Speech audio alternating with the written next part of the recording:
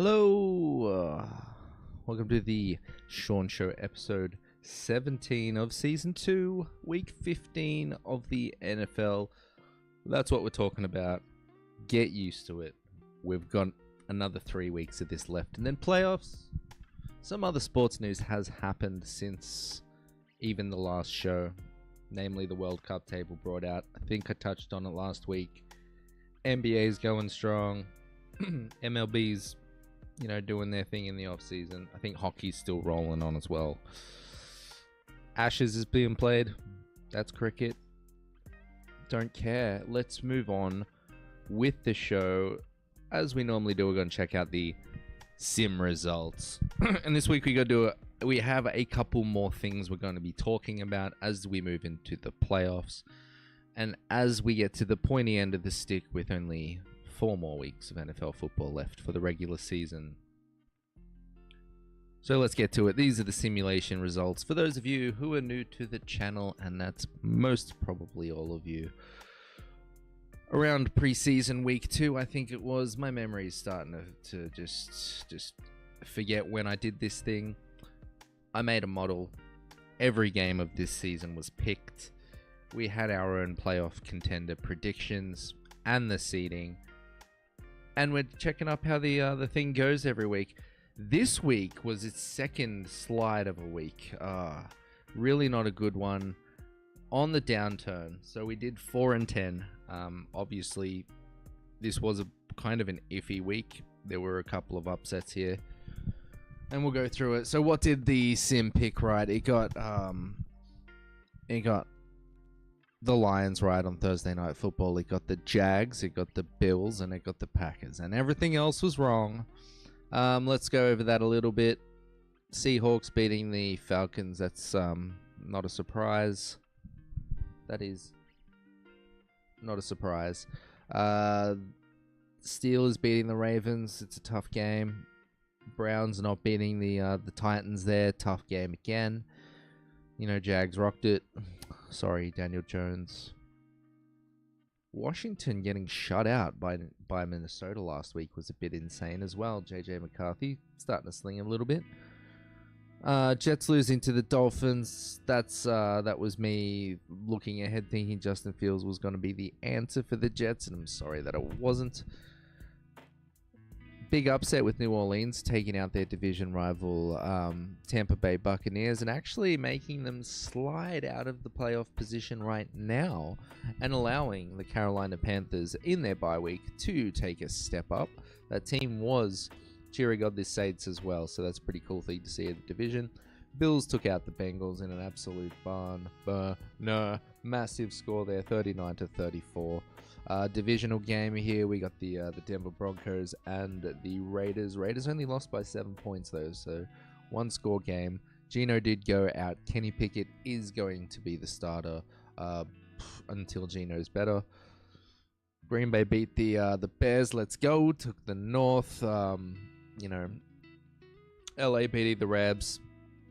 Honestly, before the season started, I did believe that Stafford was probably going to hurt his back in one of their tough games. He has kept healthy, so you could see the thinking there. Unfortunately, it's not the right thinking, but I'm really happy Matt Stafford is healthy. Then it thought the Chiefs was going to be the Chiefs. The Chiefs is not the Chiefs. The Houston Texans did win that game. And then the Chargers also winning the game with Jalen Hurts doing one thing that has never been done before in football.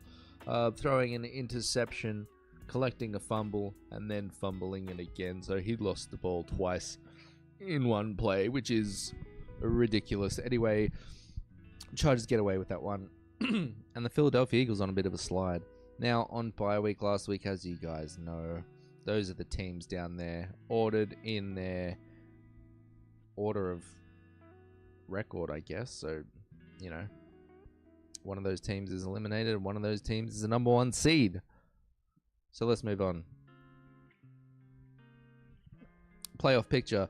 So we've started chucking this one in between the results and then these sim picks, just because obviously this gives us an idea of what is on the stakes for each team. And as you can see, there's a little more to the graphic now. So the wildcard cutoff for the AFC side is actually 8 wins. Texans currently sitting with 8 wins, and on the NFC side, the cutoff is 9 wins, as the Bears are sitting there with 9 wins. Now at the bottom, we do have more teams eliminated, getting added to the fray. I believe it's the Jets, the Cardinals, and the Atlanta Falcons. As it stands right now, excuse me, the Titans would have the very first pick in the NFL draft, followed by the New York Giants. And then number 3 right now would be the Raiders. The reason that the Raiders are number 3, not the Titans, is that the Raiders actually beat the Titans this season, so there's that head-to-head.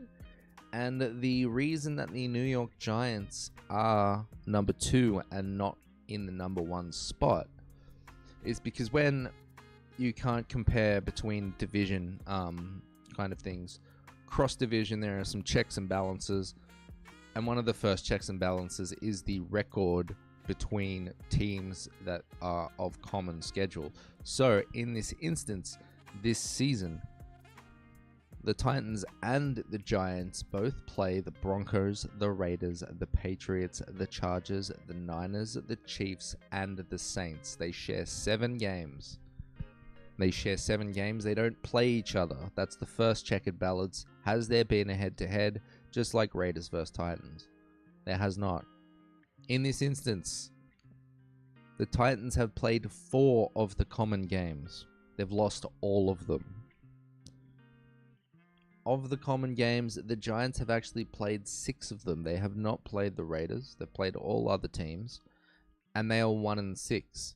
The common difference right here is that the Chargers beat the Titans, but the Giants beat the Chargers. So in that common scenario, the Giants have a better record, which is why the Titans have the number 1 pick as it stands. And this will change every week. I just wanted to get that information out there because I thought it was interesting. Now going back to the actual teams that are still alive, as you can see, there's a little symbol next to each big symbol. That is last week's standing. So last week, as you can see in the AFC, the Patriots were actually the number 1 seed, but now the Broncos are the number 1 seed. Then it goes Patriots, Jags, Steelers. For the wild card spot, Chargers hold their place. The Indianapolis Colts actually got knocked out of the picture. Texans stepped in, and the Bills moved up in 1 spot. Now, the only other thing there is that the Steelers beat the Ravens, so they move ahead in their division. And we can check out this race really quick. Let's have a look at all of the divisions, actually. So first up, we'll go with AFC East while we're on the AFC side. And there's a record right now. As you can see, the New York Jets are eliminated. The Dolphins are still alive. Again, that's because of the 8-win cutoff in the AFC. They still have a chance to make it there. With 4 games left in the season, obviously 15, 16, 17, and week 18. So they've got a chance to make it there. They need a lot of stuff to happen, though. They need a lot of teams to lose. The Bills are in contention, as we can see, and it is kind of quite tight up the top, but it doesn't look like that the Patriots are going to slow down unless the Bills can actually get the win this week. All right, now let's move on to the next division that I want to talk about, and that is going to be the AFC West, as they have the top position right now. Denver Broncos sitting at 11-2, atop of the AFC, as we see. The Chargers are in contention as well, 9-12. They do have to play each other in the final game of the season, so there is room for things to shift. In terms of matchups, the Broncos have the Packers this week, and that's a possible loss for them. They've got to play the Jags, they've got to play the Chiefs, and then obviously the Chargers at the end there. So worst case scenario, they get 2-1 win there. And then the LA Chargers, they have the Chiefs, the Cowboys, the Texans, and the Broncos. So a slightly more difficult path, I guess you could say, with the Cowboys, Texans, and Broncos being right there. Obviously in the Chiefs this week, the Cheeks, should I say. And then obviously the Kansas City Chiefs are still alive for a playoff spot with these 4 games to go. And they have a bit of a road. They've got the Chargers this week, as we've mentioned. They've got the Titans at Tennessee in week 16, and then the Broncos, and then the Raiders. So they might be set up to kind of steal a spot possibly in the playoffs if they can pull out some tight wins there. But we'll see what happens with that particular division. The next thing we're going to talk about is the AFC South, because it is kind of slightly more competitive than the AFC North is just as competitive in its own way. But let's talk about the AFC South right now. So we've got the Jacksonville Jags sitting at the top, 9-4. The games they've got to go are the Jets this week, the Broncos, the Colts, and then the Titans. So a couple of tough games in there possibly. The Houston Texans currently sitting 7th within the wild card spot. They've got the Cardinals this week, the Raiders, the Chargers, and then the Colts. 2 possible easy wins there, likely. And then we don't know what the Colts will be like with Phillip Rivers at the head, and we don't know what the Chargers are going to look like towards the end of the season. So there's that on the table. And then finally, we've got the Colts. Being run by Phillip Rivers. He is starting this week, and it's not a great week to verse the Seattle Seahawks, unfortunately. But they are taking on the Seahawks this week, and then they've got the Niners, and then the Jags, and then the Texans. So this one is very up in the air, to be honest. I would say that the Jaguars probably. I'd say that the Houston Texans have the easiest schedule of the 3 teams. 100% right there. So Houston could actually take this division by the end of it. They could squeak it out. That'd be cool to see. And then the final AFC team that we are going to talk about in the final AFC division, there's only 4, is going to be the AFC North. This division's been a bit nasty this season. And the reason that the Bengals are in contention there, as they have not been eliminated, is despite being 1 game ahead of the Browns, they have a chance to actually take their division.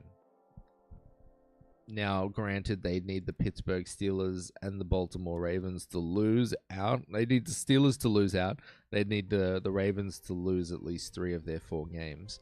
And then the Bengals would have to take all 4 games to make it into the playoffs. There's no chance they can make a wild card position. As we see, it's 8-win cutoff, and that's just going to go up every week. This is just a picture for this current week. Let's talk about their matchups. This week, it is a Baltimore Ravens versus the Bengals. Then they've got quite a difficult road. They've got the Patriots. Then they're in Green Bay to play the Packers in the cold. And then they have to go to Pittsburgh to finish out their season. And they just lost to Pittsburgh in Baltimore. Next, we've got the Pittsburgh Steelers. This week, they have the Dolphins. Then they have the Lions. And then they have the Browns. Both of those are away games for the Steelers. And then they're at home against the Ravens. The Cincinnati Bengals. They take on the Ravens. And then they take on the Dolphins. And then they take on the Cardinals. And then they take on the Browns. That is the easiest schedule out of the 3 teams. The Browns can play upset to 2 of these teams. The Ravens have a hand in both teams' fates as well this week and the final week of the season. So this division could shake up quite a lot by the time it rounds out. Now we're going to go over to the NFC side. We've completed one side, we move to the next. It's not that difficult to follow. We've got the LA Rams sitting at the top. They took the top spot after Green Bay beat the Chicago Bears and took the North and knocked the Bears down to the 7th seed. Philadelphia Eagles stayed where they are. The Carolina Panthers on their bye week. They watched the New Orleans Saints play upsetty to the Tampa Bay Bucks, and the Bucks have fallen out of contention right now. They're still in contention, sorry, they are not eliminated. Then we've got the Seahawks staying where they are, and the San Francisco 49ers moved up one place. Let's quickly talk about these divisions. Don't want this one to go on too long. So first up, let's talk about the team on top, the NFC West. This is the most competitive division in football. As you can see, the LA Rams sitting at 10 wins. Same with the Seahawks. The Rams have the head-to-head against the Seahawks. And then the 49ers still alive with 9 wins. Games coming up for these teams. Games that matter. We've got Rams versing the Lions, the Seahawks, the Falcons, the Cardinals.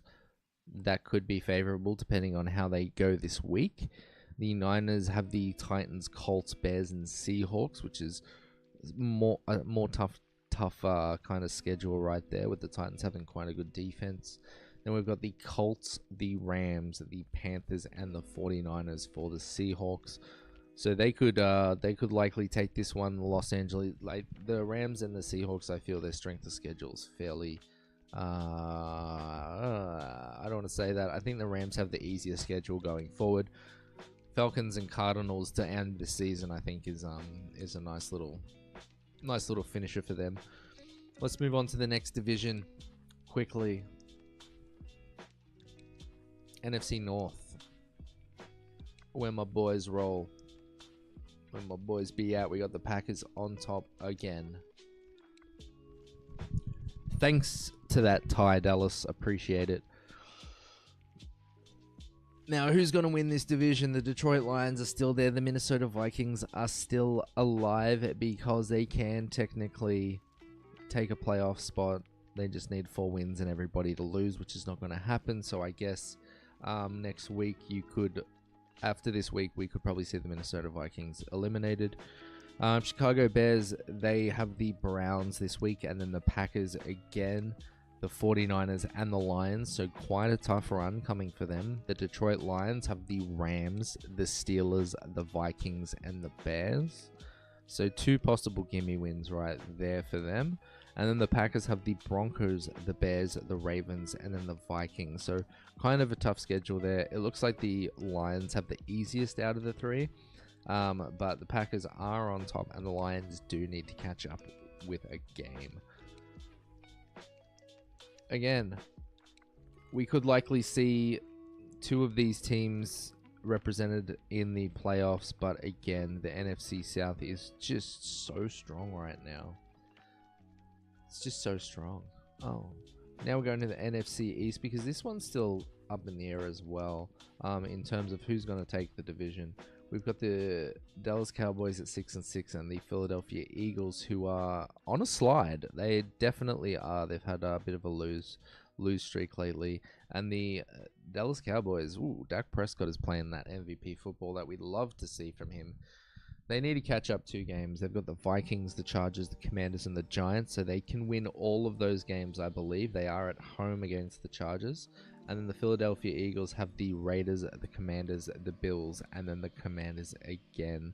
So both of these teams in those, despite, the rivalry games, and I don't think the Commanders are going to put up too much of a fight, but they could play spoiler to the Philadelphia Eagles. There is a real chance that the Dallas Cowboys make it in to the playoffs this season. The only way they can get in is, I think, Philly can take a wild card spot. It's going to be a long stretch for Dallas to make it in.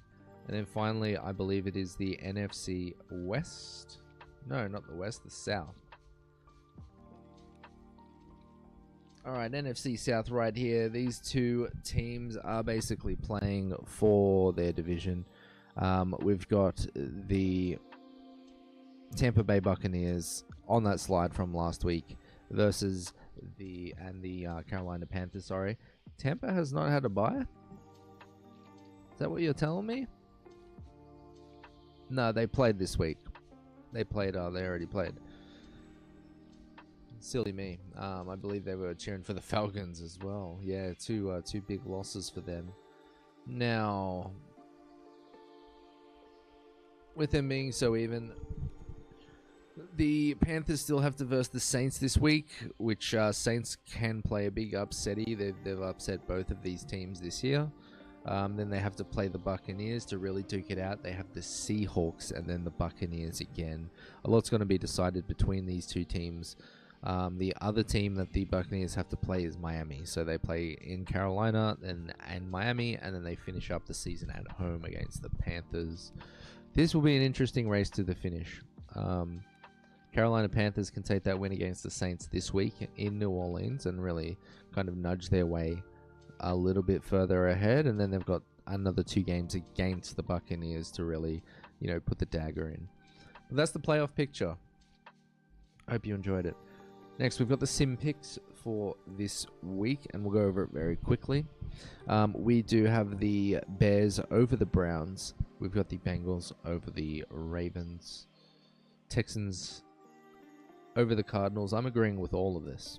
I'm also with the Jags. I'm going with the Chargers this week, I believe. With the Patriots over the Bills. Not like the sim. I am with the Giants. Let's go. Let's go, Giants. Jackson Dart is a machine. Eagles should beat the Raiders. I think the Packers can edge it out in Denver as long as they get used to that altitude quite quickly. I think the Rams beat the Lions this week, so that's where I think the sim goes awry again. Carolina Panthers should beat the Saints. Again, the Saints have been playing upsetty to their division. Seahawks should win this game against the Colts, but I wouldn't be surprised if the Colts win. Sure, Phillip Rivers is 5 years removed, but it could be that he understands what he's looking at in terms of what he's looking at defense-wise, and he might be able to call better protections for Jonathan Taylor to run the ball. Who knows what happens? Seahawks to win, though. Colts can do it. Then I've got the San Francisco 49ers against the Titans. I've got the Dallas Cowboys against the Minnesota Vikings, unlike the sim. And then I'm actually going with the Dolphins in Pittsburgh, which is a bit of an odd pick. On the season, the sim is 9-6 for Thursday Night Football. Overall season record is 109-99, so we're still above the 50% pick rate. Still killing it. Still ahead of some of those CBS presenters. 52.4% pick rate this season. And again, this was created before the season even started, so a lot's happened. Next season, I'll possibly be tracking my own personal picks because I think that's a more up-to-date thing, and I think that's a bit more competitive way to do it. Now, against the spread, this is the start of the betting section of the show, and we're talking about the teams that can win against the spread, and this is where I pick kind of against the spread. I'm not great at it, as you can see. We are 91-99. We did have a bad week 2 weeks ago, which knocked us down. We were getting really close to 500, and I think we're going to get there again. Last week's record was 7-6 against the spread. Now, my picks for this week, I've got the Browns 7.5 points. They are a very good defense. Shedeur Sanders kind of played quite well last week, and I don't think the Bears are that great on the defensive side of the ball as long as you take care of it. And I think you can run the ball against them, and if you can take care of the ball, you can throw it on them as well. Next up, I've got the Bengals. I think the Bengals can win this game in Cincinnati. Now, Joe Burrow said he was not having fun with the sport. I think they're going to win the game. Like I said, this is a push for the playoffs, which will hopefully bring the fun back for Joey. He just gets hit so much. They need to do something about that O-line. I've still got the Bengals here. The Ravens have not really been lighting it up on the scoreboard since Lamar came back, but we'll move on. I've got the Texans here at 9.5 in Houston. That defense is just so good. I think they could probably almost shut out the Cardinals here. I've got the Texans 9.5. I have the Jets 13.5 points in Jacksonville. I think they can probably cover. I don't want to talk any more about that. I think it's a bad idea to go with the Jets, but I'm doing it. I've got the Chargers here, 5.5 points. I think they can win the game.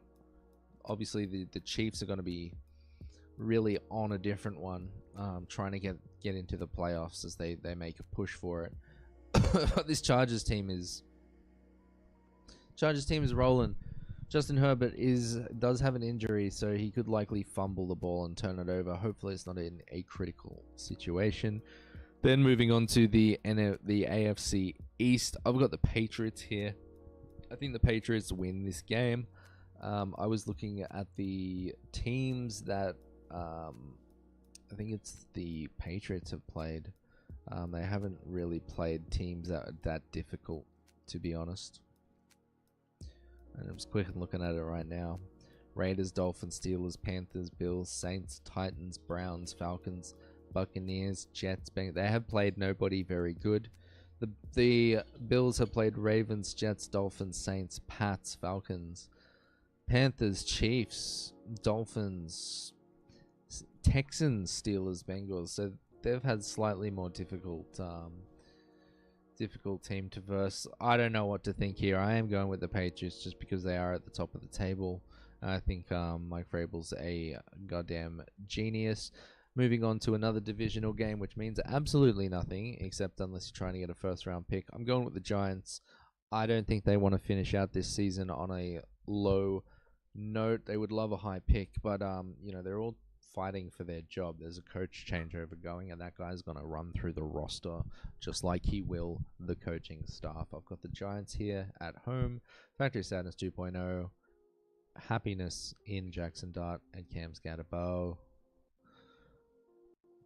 Here I have the Raiders, 12.5 points. I think Kenny Pickett can possibly do something here. The Eagles have not been great. I wouldn't be surprised if Jalen Hurts takes a couple of sacks in this game. Max Crosby maybe getting home once. Kenny Pickett did kneel out in the Super Bowl, so he's got a Super Bowl ring from this team. And he might say, hey, thank you for trading me. Now I'm going to steal a little dub and make your life a bit more difficult at the end of the season. That'd be cool to see. I've got the Packers as well, 1.5 points. Both of these teams have an amazing defenses.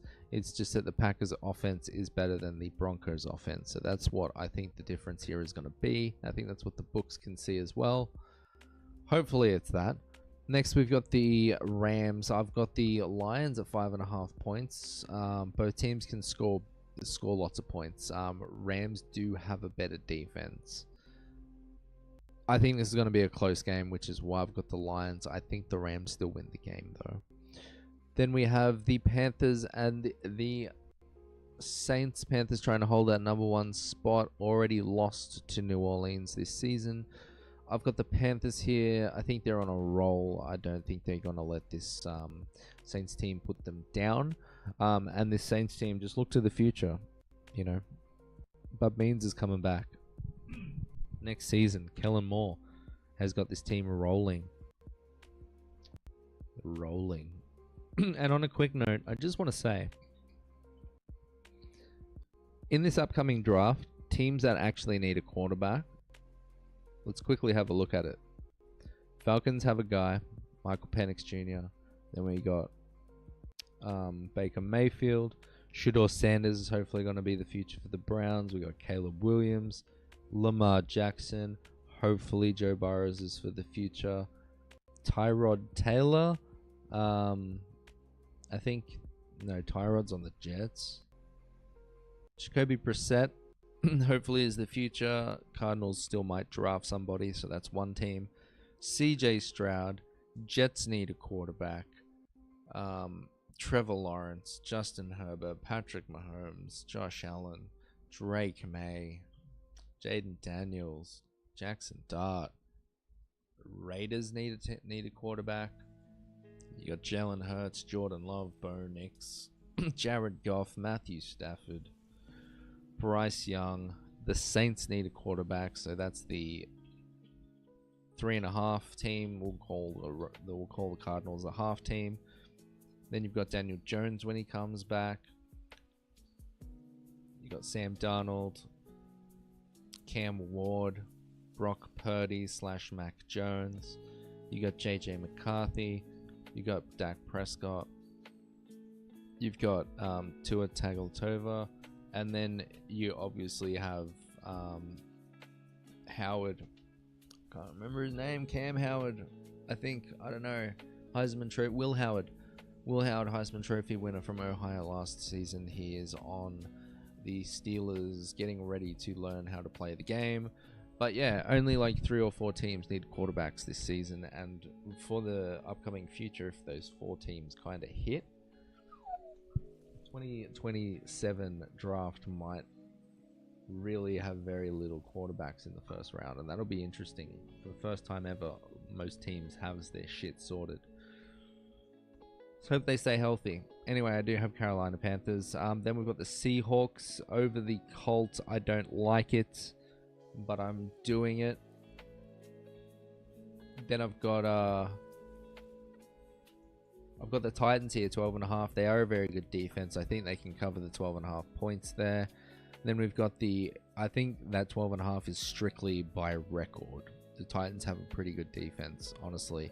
And to be able to put up 31 or whatever points they did on the Browns last week, I mean, come on.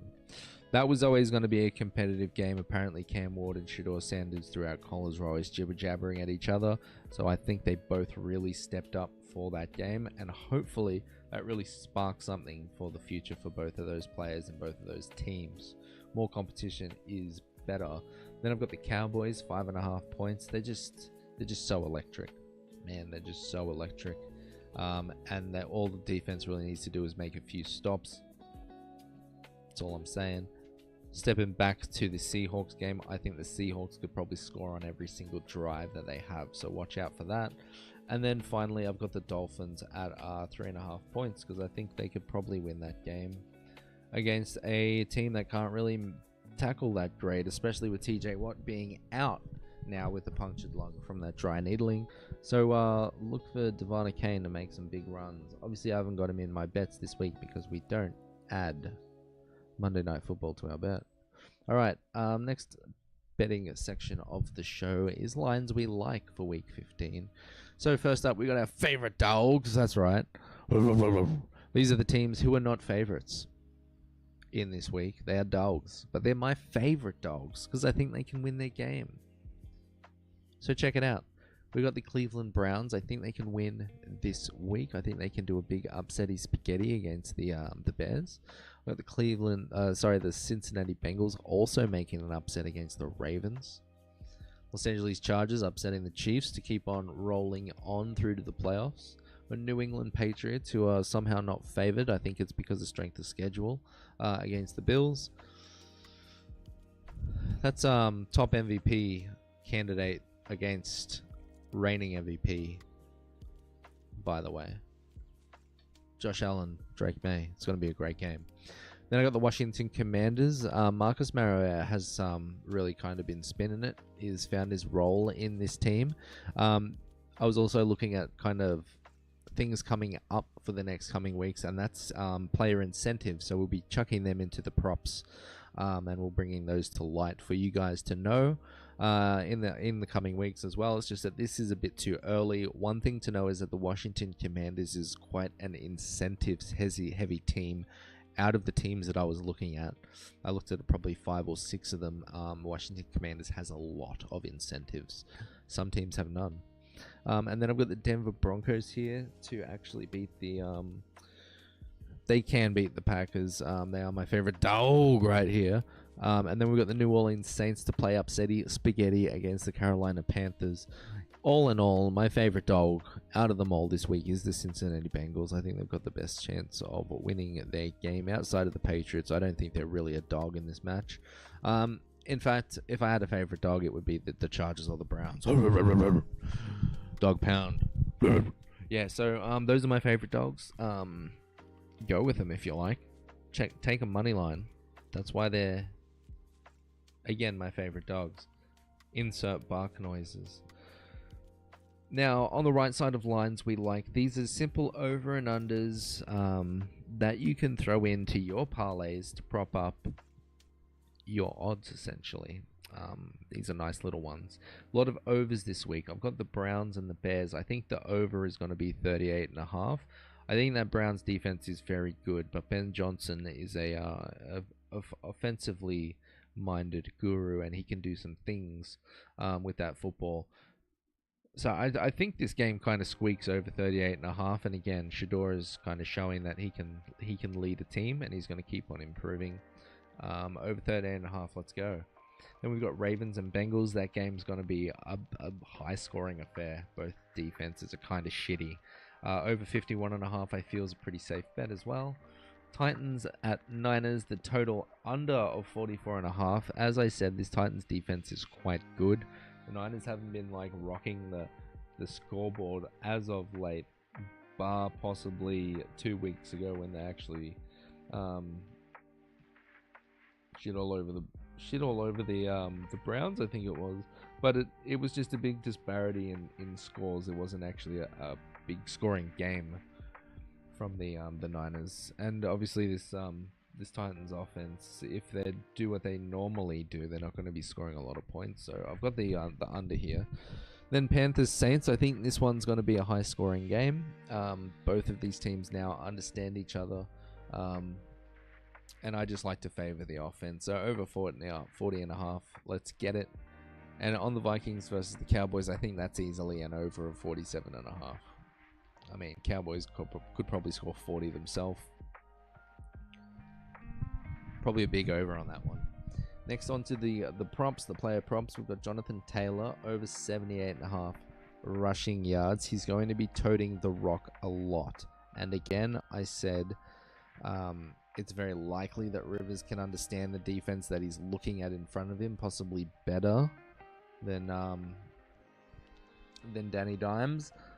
And he can possibly correct the protection a bit better, or maybe make some better checks for Jonathan Taylor to succeed. So I've got Jonathan Taylor over 78.5 rush yards. I've got Trey McBride over 6.5 receptions.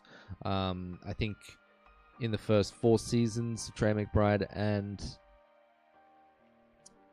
Kyler Murray, Trey McBride had like 1 touchdown. This season he's on like 5 or something like that. So the uptick within like a 5-game span with Jacoby Brissett is huge. He loves this guy. 10 receptions last week, so 6.5 seems modest.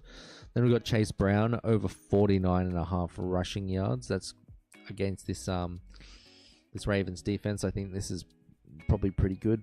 Then I've got Jackson Dart again over 20.5 rushing yards. He normally runs for like 40. In this game, I think he's going to be rushing quite a bit. And then we've got a new one to our props bet is Teteora McMillan for the Panthers over 57.5 receiving yards. This dude's kind of electric, guys. Get your eyes on him if you haven't been watching him this season. The connection's growing with him and Bryce Young, and it's a beautiful thing. It's a very beautiful thing. Anyway, those are the props. Those are the overs, the unders, and those are the favorite dogs for this week. Run them yourself. Make your own parlay. Prop up your own parlay. Do what you got to do. Next, for the traditional betting section of the show, this is our tradition to make these bets every week. We do have a 5-game parlay and our $1 million parlay, but we'll explain that shortly. So, 5-game parlay. This week, I've got the Cincinnati Bengals, 2.5 points. I've got the Los Angeles Chargers, 5.5 points. I've got the Los Angeles Rams. We're all over LA this week. Money line against the Lions. I've got the Carolina Panthers money line against the Saints. And I've got the Dallas Cowboys money line against the Vikings on Sunday Night Football. That's my 5-game parlay. Rock with it if you like. If you want to change a line, change a line. If you want to remove a line, go with the 4-game parlay. Do your thing. I don't care. I've already done it. Now, finally, the $1 million parlay. Again, for those of you who are new to the show, and it is most likely the most of you, we have a tradition here where we want to become a millionaire. And we want to do it the easy way. This is a 100,000 to 1 odd bet. That means if you put $10 on there, you enjoy Sunday football. These boys turn out, you are a millionaire. And this is what we've got this week. So we've got the Ravens and Bengals total over. I've jacked it up to 65.5 because it is going to be a high scoring affair. I've got Jackson Dart to run for a touchdown. I've got Drake May to also run for a touchdown. I think Vrabel is going to try and stick it into Josh Allen's face and get Drake May a rushing touchdown. And then I've also got Josh Allen in the same game to get his own rushing touchdown. I think it's just going to be a dick swinging affair, to be honest, right there. So both of them getting a tutty. Then we've got Tony Pollard to get 80 rushing yards against the Niners.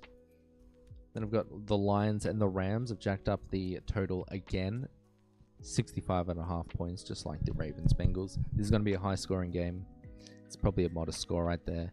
I've got Tyler Warren to get a touchdown from Phillip Rivers, who cut his teeth with the San Diego Chargers back then. And he did have Antonio Gates, a Pro Bowl tight end, that he fed the ball. So I think Tyler Warren is going to get a touchdown this week. And then in that same game, I've got Jackson Smith and Jigba to absolutely light up the Colts secondary. 150 receiving yards for him. And then Aaron Jones himself to get a touchdown against the Cowboys, because historically, Aaron Jones rips up the Cowboys. I think one touchdown is probably modest. He could get 3. He could get 4. He could have 250 yards. But we just need him to get 1 touchdown. Anyway, that's the $1 million parlay, guys. Rock with it, ride with it, change it up, do your thing. Either way, when Sunday football finishes, I'm going to be a millionaire. So you may as well ride with it, just like I am. That was the Sean Show, episode 17 of Season 2, Week 15. Enjoy the football on Sunday and Monday. Enjoy it. There's not much of it left. Alright? If you enjoy the show, I don't really do this much, but, like, comment, and, subscribe. If I see that number goes up, it makes me want to dig more into the stats and bring you more information. That was sad that I had to do that, and I forgot to talk about the sponsor for this week as well.